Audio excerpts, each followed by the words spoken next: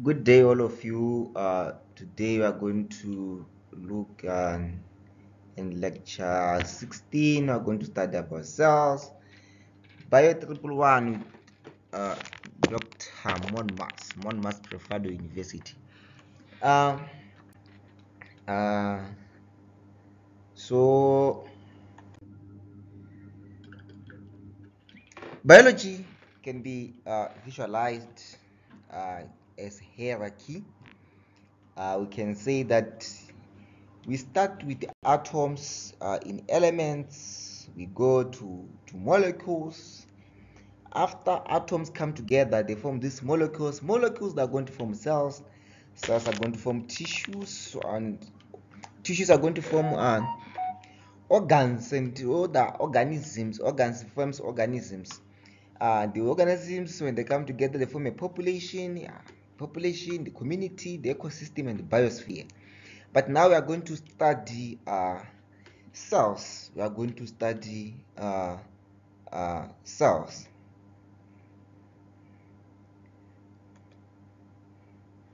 We are going to study the cells. So you know that we talked about the 8 unifying principles, which we talked about cells, the energy, the metabolism, the reproduction, the heredity, the genetic part of it, how it's been transferred from one generation to another. We also talked about the response to the environment, the homeostasis, and also the interaction of the environment. So, as we are talking about cells, how are these cells discovered? So where are these cells coming from? So let us look at the discovery of cells, or at the theories which show where are these cells, how did these cells discovered. So in 1665, there was this English scientist called Robert Hooke. Robert Hooke, he discovered the cells while looking at a thin slice of cork. He described cells as tiny boxes or a honeycomb. He thought that cells only existed in plants and fungi. Who? Robert Hooke. We have another giant called Anthony van Leeuwenhoek. He used a handmade microscope to observe a pond scum, and he discovered the single-celled organisms. It was on 1673 when he discovered such. So whatever he observed using that microscope, he called them animalcules. Animalcules. He called them animalcules. He also observed blood cells from fish, birds, frogs, dogs, and humans, and he saw such. Therefore, cells were then known to exist in animals and as well as in plants. There is a development of the cell theory. There are two giants who try to explain about this the theory of cells. So where are cells found? And these guys have Matthias Kalenden. Matthias Kalenden was a German botanist. A botanist is someone who studied plants, or who studies plants. In 1838, Matthias concluded that all plants parts are made of cells. Because he studies plants, he had to study plants and say, are plants having cells? Matthias said yes, plants, they also are made up of cells. In 1839, there was a guy called Theodor Schwann. Theodor Schwann was a German physiologist. He stated that all animal tissues are composed of cells. This way, the cell theory now had to develop, looking at what Matthias and Theodore studied. So you can see that these are uh, the cells. These are the boxes representing the cells. There was another guy from that. He's called Rudolf Virchow. In 1858, a German physician concluded that cells must arise from pre-existing cells, like cells are coming from other cells, cells. That was a Rudolf Virchow. Is a German physician who also studied about that. So the cell theory concept, it is in three basic components. It is in three basic components. Uh, all this is what you need to know, and you are going to be asked this. You should know that the cell concept states that all organisms are composed of one or more cells. This is the cell concept. Like all organisms that you are seeing, they are composed of one or more cells. Anything that's existing and you call that a living is composed of one or more cells.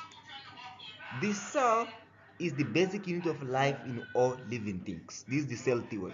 That because we are all made of cells, everything which is living is made of cells. It means the cell now is a what? Is a basic unit of life. And in all living things, all cells are produced by division of pre-existing cells. All cells are produced from what? From the pre-existing ones. The cell theory, you need to understand this. These are the three components about it. That we are all made of cells. Others that are prokaryote, they are made of one simple, others without a nucleus, but others they are made of eukaryote with a true nucleus. Uh, Others bacteria, maybe others they exist at cellular level, but at the end, actually, we are all made of cells. And this basic theory of cells, we need to understand that it correlates. We are all made of cells. A cell is a basic unit of life. For the cells to grow, you see, they're growing. It means they've came from other cells. I want you to look at it and take your time to write notes about them. Uh, you need to be able to state these basic concepts of cell theory. You need to be able to state that the basic concept of cell of cell theory.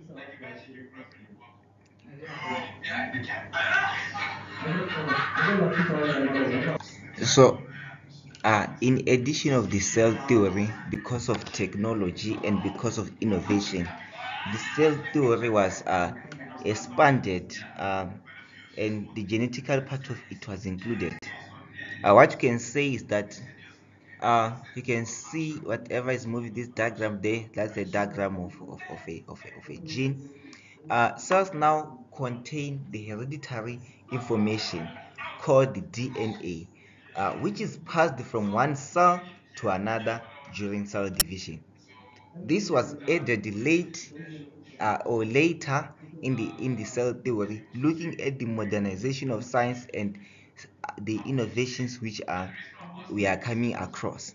So all cells are basically the same in chemical composition and metabolic activities. So these are the things that are the points which are used to what to supplement the original cell theory. So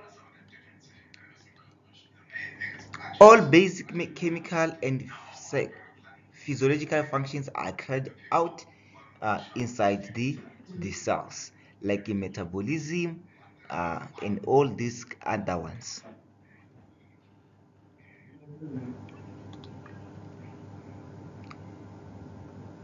The cell activity depends on the activities of the subcellular structures within the cells, inside the organelles, this nucleus and plasma membranes.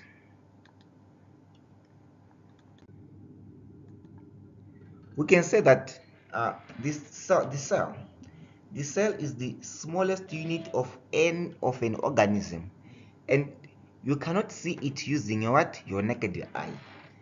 Cells grow, they reproduce, they use energy, they adapt, they respond to their environment. A unicellular organism is made up of one cell, and a multicellular organism is made up of many cells. So let us look at that a cell we can't see. You see, when you look at here, you can see that this, it decreases in size as you go there.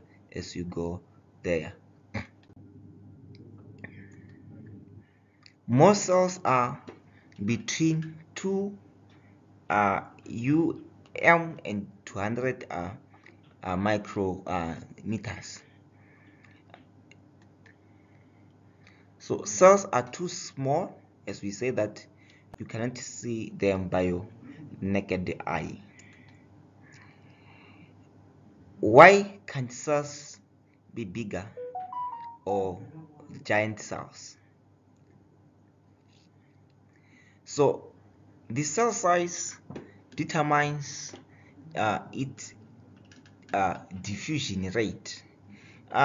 This question I will answer it in the next coming slide. So what we are seeing is that the cells exchange substances with the environment. Substances like the raw materials move into the cells through those mechanisms of passive diffusion and active diffusion. So water, waste products, when they do what, they move out of the cell. So the larger the distance, the slower the diffusion of the cell. So the efficiency of movement in and out of the cell.